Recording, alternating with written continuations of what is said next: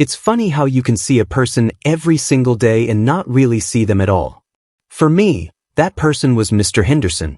My name is Leo, and for the past 3 years, my life has pretty much revolved around the 4 walls of the Tanaka dojo. It's my second home, a place of discipline, sweat, and the sharp, clean scent of polished wood and determination. I started when I was 14, a scrawny kid who couldn't even do a proper push-up. Now, at 17, I'm a brown belt, and I thought I understood the core principles of what Sensei Tanaka taught us: respect, humility, and control. I thought I knew what strength looked like. But I was wrong. We all were. Mr. Henderson was the dojo's janitor. He was an older man, maybe in his late 60s, with kind eyes that seemed to hold a deep, settled calm. He was a black man in a mostly white and Asian dojo, and he moved through the space with a quiet grace that made him almost invisible. He'd arrive every evening just as the advanced class was finishing up, his cart of supplies rattling softly. He never spoke much, just a polite nod if you happened to catch his eye. He'd clean the floors until they shone, wipe down the mirrors that reflected our sweat-soaked faces, and make the whole place feel new again for the next day. To most of the students, he was just part of the furniture, a silent fixture in the background of their training. But I noticed things. I noticed the way he moved. He never seemed to waste a single motion.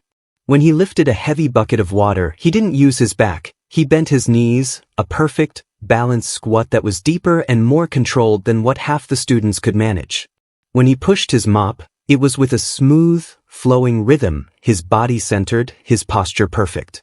It was probably nothing, just a lifetime of physical work, but sometimes I'd watch him and feel like I was seeing something more. A hidden discipline. Then there was Chad. Chad was the opposite of invisible. He was our star pupil, a newly minted black belt at only 19. He was talented, there was no denying that. He was fast, powerful, and his kicks were things of beauty. But all that skill was wrapped in a thick layer of arrogance. His father was a wealthy real estate developer who had funded the dojo's new wing, a fact that Chad never let anyone forget. He walked around like he owned the place, his black belt tied with just the right amount of casual fraying to show he was a serious martial artist. He treated the lower belts like annoyances and the white belts like they were invisible. And Mr. Henderson? To Chad, Mr. Henderson wasn't even a person. He was just the guy who cleaned up his sweat. Have you ever met someone like that? Someone whose talent is completely overshadowed by their own ego? It's a strange thing to watch because you just know that a lesson is coming for them. You just never know when or from where. The day it all happened started like any other Tuesday. The air was thick with humidity, and the advanced class had been brutal. Sensei Tanaka had us running drills until our legs felt like jelly. At the end of the session, Chad was, as usual, the center of attention. He had just won a regional tournament, and his friends were gathered around him, slapping him on the back as he bragged about his final mash. The guy didn't even see the spinning hook kick coming, Chad boasted, reenacting the move with a whoosh of his GI. Dropped him like a sack of potatoes. It was beautiful. I was stretching in the corner, trying to work a cramp out of my calf, when Mr. Henderson came in with his cart. He started by the entrance as he always did, methodically collecting the trash. Chad and his group were so loud they didn't even notice him. They were standing right in the middle of the mat, the very space Mr. Henderson needed to clean. He waited patiently, not saying a word, just standing with his broom in hand. After a minute, Chad finally noticed him. He didn't see a person waiting politely, he saw an obstacle. "Hey, old man, you're in the way," Chad said, not even looking at him. "We're talking here." Mr. Henderson just gave a slight nod. "My apologies, son. Just waiting to do my job." The way he said, son, was polite, respectful even, but Chad took it as a challenge to his authority. He smirked at his friends. "Your job is to clean the floors. So, wait until we're done." A few of his friends snickered. The rest of us, scattered around the dojo, felt a wave of discomfort. This was just disrespectful. It was against everything Sensei Tanaka taught us. But nobody said anything. Chad was a black belt, the son of our benefactor. Who was going to challenge him? Mr. Henderson didn't get angry. He didn't say another word. He just stood there, his posture relaxed, his gaze calm. And for some reason, his silence seemed to infuriate Chad more than any argument could have. It was like he couldn't stand being ignored, couldn't stand that this old janitor wasn't intimidated by him. Then, one of Chad's buddies, a lanky kid named Mark, whispered something in Chad's ear. A wicked grin spread across Chad's face. He turned back to Mr. Henderson, his eyes gleaming with a kind of cruel amusement. "You know, you spend a lot of time in here," Chad said, his voice loud enough for everyone to hear now. "You must have picked up a few things just by watching us masters at work." The word masters hung in the air, dripping with arrogance. The room was getting quiet. Everyone was watching now. Mr. Henderson offered a small, polite smile. "I just focus on my work, son." "I bet you do," Chad said, taking a step closer. He adopted a sloppy fighting stance, a parody of what we were taught. "How about it? A little spar? Just for fun." The room went completely silent. The only sound was the hum of the overhead lights. The spar? With the janitor? The suggestion was so insulting, so utterly demeaning, that I felt my stomach clench. It wasn't a real invitation, it was a public humiliation. He wanted to make the old man look foolish, to put him in his place for his perceived lack of deference. What would you have done in that moment? Would you have spoken up? I wish I could say I did, but I was just a 17-year-old kid, frozen in place like everyone else. Chad continued, circling Mr. Henderson like a shark. "Come on, don't be shy. I'll go easy on you. We can just move around a bit. Show me what you've got." He was laughing and his friends were laughing with him, but it was a cold, ugly sound. Mr. Henderson finally looked up from the floor and met Chad's eyes. His own gaze was still calm, but there was something else in it now. Something ancient and unreadable. "Son," he said, his voice low and steady. "I don't think that's a very good idea." "Oh, I think it's a great idea," Chad shot back, his ego now fully in control. "What's the matter? Scared you'll break a hip?" The insult was so direct, so personal, that it sucked the last bit of air out of the room. We were all holding our breath, waiting for the explosion. But it didn't come from Mr. Henderson. It came from the corner office, where the blinds, which had been closed, were now drawn open. Sensei Tanaka was standing there. He had probably been watching the whole time. He's a small man, Sensei, with a fringe of white hair and a face etched with the lines of 100,000 smiles and frowns. But when he walks into a room, he seems to take up all the space. He slid his office door open and stepped out. He didn't shout. He didn't need to.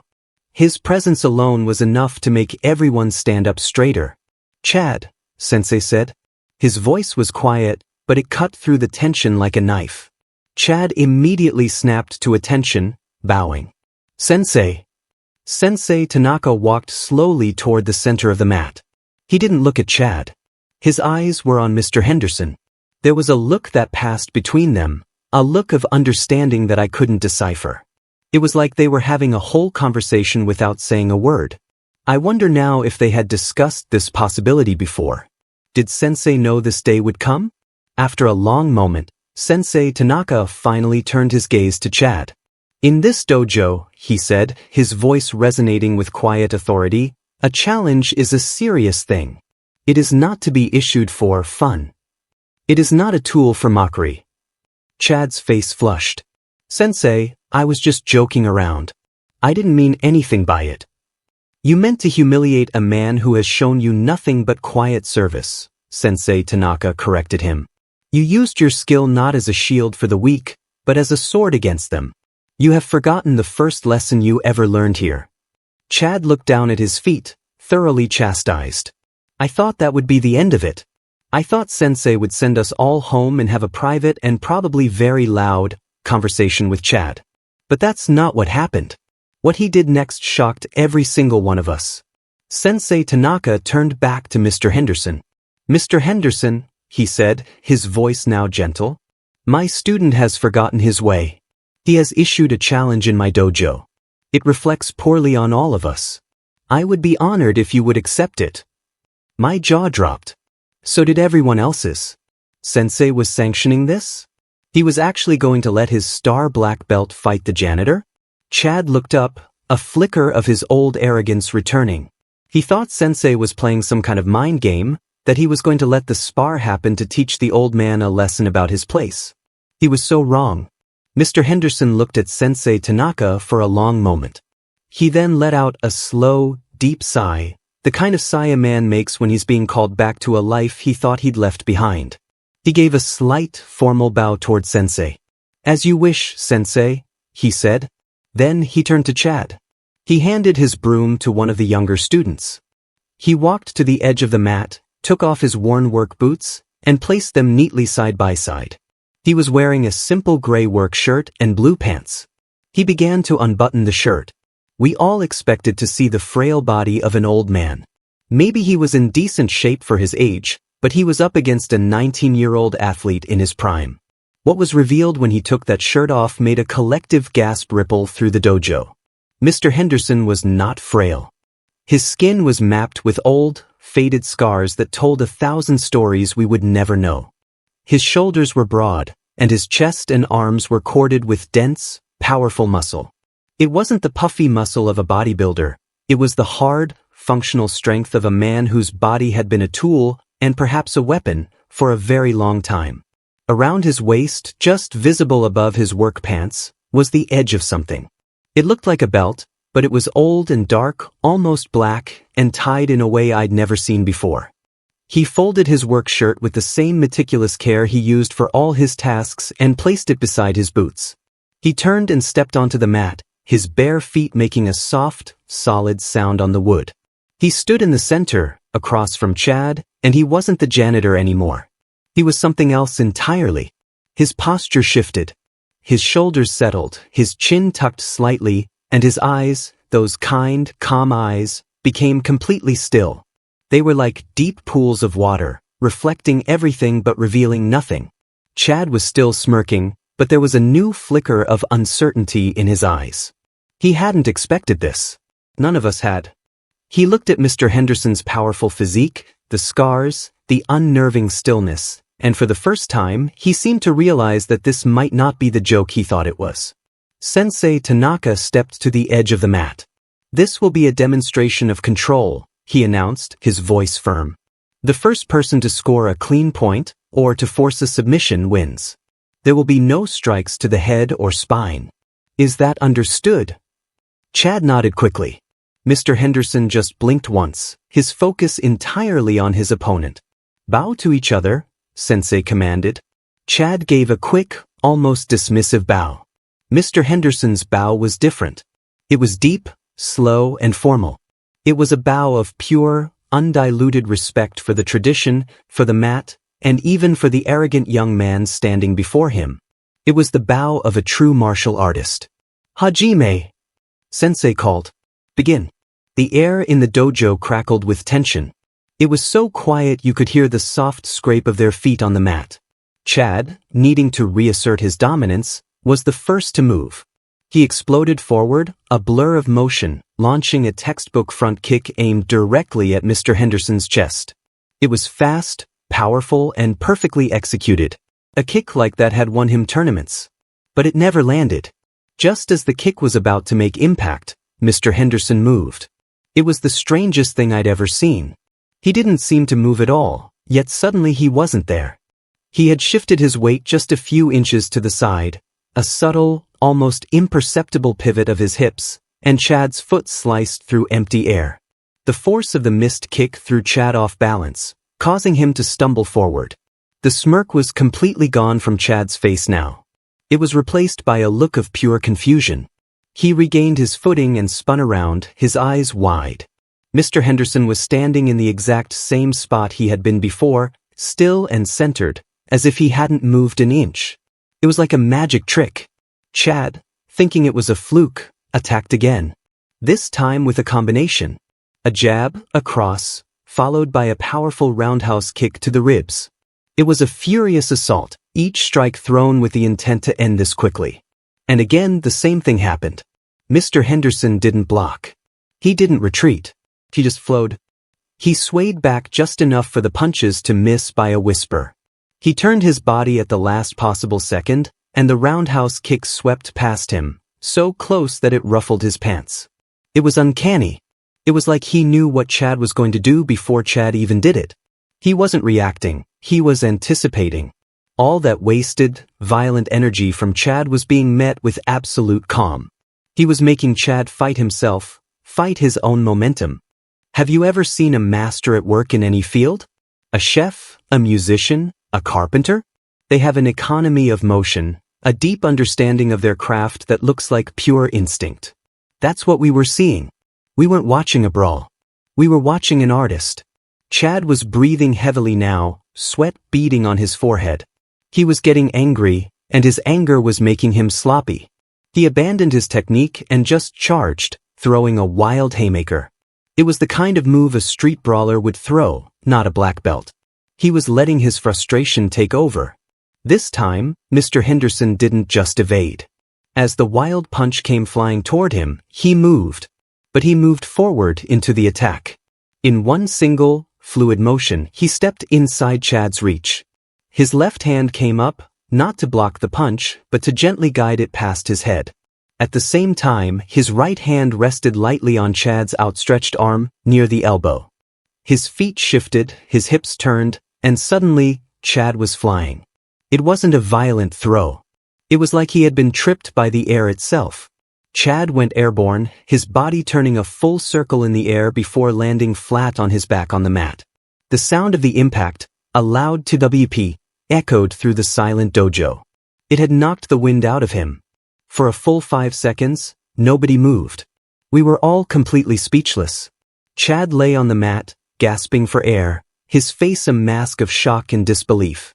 Mr. Henderson was standing over him, not in a triumphant pose, but with a look of mild concern. He hadn't used any strength. He had used Chad's own momentum, his own wild aggression, and redirected it perfectly.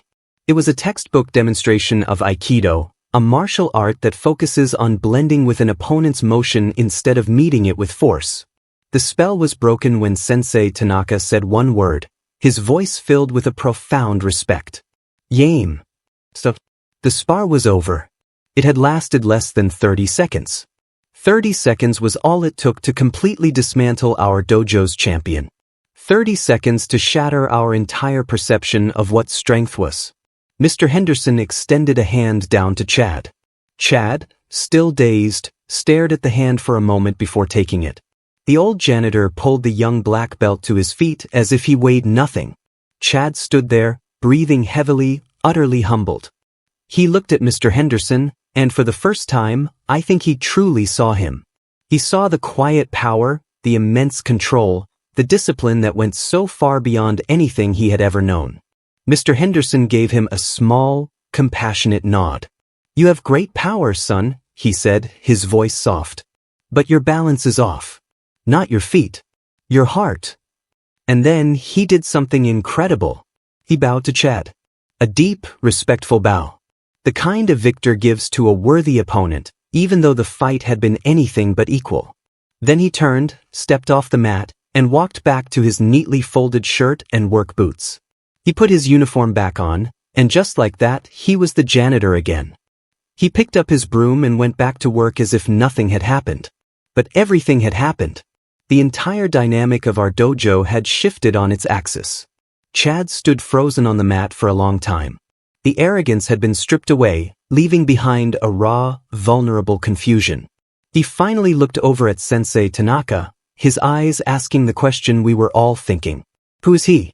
Sensei Tanaka gathered all of us, the remaining students, to the center of the mat. We sat down in seiza, the formal kneeling position, and the silence in the room was heavier than I'd ever felt it. Chad knelt with us, his head bowed low. Mr. Henderson continued his work in the background, the gentle swish of his broom the only sound. Sensei sat before us and looked at each of our faces. "For 3 years," he began, his voice calm and measured, "a master has been walking among you. And none of you saw him." He let that sink in. A master? He wasn't speaking metaphorically. "You saw a janitor," he continued. "You saw an old man. You saw someone who was not part of your world. You saw his job, but you did not see the man. You judged him by his clothes, by his age, by the color of his skin, and you were blind." He looked directly at Chad. You Chad, you wear a black belt that I gave you. You believe it makes you strong. You believe it gives you status. But that belt is just a piece of cotton. True mastery is not worn around your waist. It is carried in your spirit. He then gestured toward Mr. Henderson, who had paused his sweeping to listen. His name is not Old Man or Hey You. His name is George Henderson. Before he came to work here, he was Master Henderson. He is a 6th Dan in Aikido. He studied for 40 years under one of the greatest masters in Japan. He ran his own dojo in Chicago for 25 years, a dojo that served underprivileged children, teaching them discipline and a way out of violence. A wave of stunned silence rolled over us. A 6th Dan? That was a level of mastery that was almost mythical. It took a lifetime of dedication to achieve. Sensei Tanaka himself was a 7th Dan in karate, and he was a legend in the martial arts community. Mr. Henderson, the quiet janitor, was his peer. Why did he stop? I asked, my voice barely a whisper. Sensei's expression softened. His wife became ill. He closed his school to care for her full-time. After she passed away, he wanted a quiet life. He had seen enough fighting, enough ego. He moved here to be closer to his daughter and wanted a simple job, one with no pressure, where he could be at peace. When he applied for the janitor position here, I recognized his name. I knew who he was. I offered him a teaching position, of course. But he politely declined. Sensei looked over at Mr. Henderson, a deep respect in his eyes.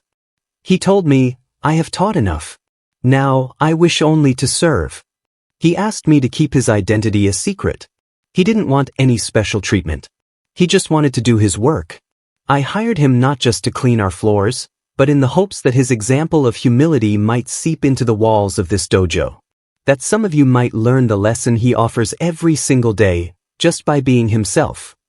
The weight of Sensei's words was crushing. We had been in the presence of greatness, and we had been completely oblivious. Worse, some had been openly disrespectful. Chad finally looked up, and there were tears welling in his eyes. He wasn't crying from humiliation, but from a profound and sudden understanding. He had been given a gift, a lesson more valuable than any trophy. He stood up, walked over to where Mr. Henderson was standing, and dropped to his knees. He bowed his head all the way to the floor in the most formal, apologetic bow I have ever seen. It was the bow of a student to a master. Master Henderson, Chad's voice was thick with emotion. I am so sorry. I have no excuse for my arrogance. Please, forgive me. Mr. Henderson stopped his work. He looked down at the young man at his feet. He placed a gentle hand on Chad's shoulder. Stand up, son, he said, his voice as kind as ever. There is nothing to forgive. A lesson was learned. That is all that matters. The path to mastery is paved with our mistakes. Today, you just took a very big step. He helped Chad to his feet. And in that moment, the dojo truly felt like a sacred place. It wasn't about fighting or belts or tournaments anymore. It was about what it meant to be a good human being. From that day on, everything was different. Mr. Henderson was still our janitor. He still came in every evening with his rattling cart and cleaned the floors. But we saw him differently. We saw Master Henderson. Students would bow to him as he entered, a gesture he always returned with a humble nod. Some of the advanced students, myself included, started staying late, not to train, but to help him. We'd help him empty the trash or wipe down the mats. He never asked us to, but it felt like the right thing to do. It was our way of showing respect. And during those quiet evenings, he would sometimes share small things with us. Not grand lessons on martial arts, but simple wisdom. He'd talk about the importance of a clean space for a clear mind. He'd show us how to sweep without scattering dust, a lesson in control and focus itself.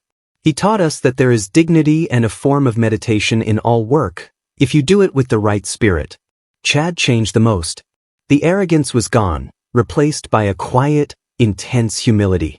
He trained harder than ever, but his purpose was different. He wasn't trying to win anymore, he was trying to learn. He started mentoring the younger students, showing them the patience and respect he had so spectacularly failed to show Mr. Henderson.